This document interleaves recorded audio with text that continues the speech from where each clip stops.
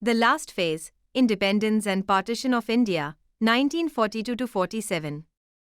Mountbatten Plan and its acceptance by the Congress.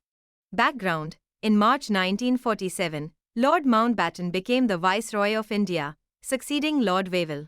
He faced escalating communal tensions and unrest, particularly in Bengal, and aimed to expedite the transfer of power. Partition proposal: India would be divided into two dominions, India and Pakistan. A referendum in the NWFP, Northwest Frontier Province, to decide whether it would join India or Pakistan. Provinces of Assam, Bengal, and Punjab would be split. Princely states would decide whether to join India or Pakistan. Formal transfer of power was set for 15 August, 1947. Acceptance by Congress: despite reluctance, Congress leaders accepted the partition due to rising violence and communal riots. Futility of working with the Muslim League in a joint government. Belief that a divided but strong India was preferable. Fears of prolonged British rule and civil war. Rejection of the two-nation theory but acceptance of partition. Mahatma Gandhi, despite earlier opposition, ultimately accepted partition during the AICC meeting. The Indian Independence Act of 1947. Provisions of the Act: India and Pakistan were to become independent on 15 August, 1947. British control would end, and power would be transferred to the assemblies of India and Pakistan. The Viceroy's office would be abolished, and each dominion would have a separate Governor-General.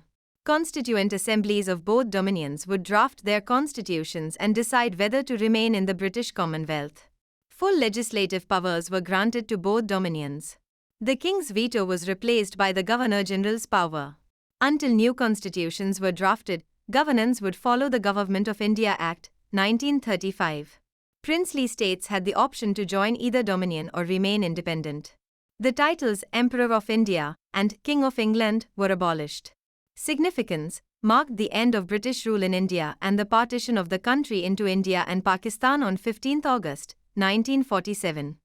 Pandit Jawaharlal Nehru, a key figure in India's freedom struggle. Early life and education: born on 14 November, 1889, in Allahabad, to Motilal Nehru. He was educated in England and returned to India in 1912 to engage in politics.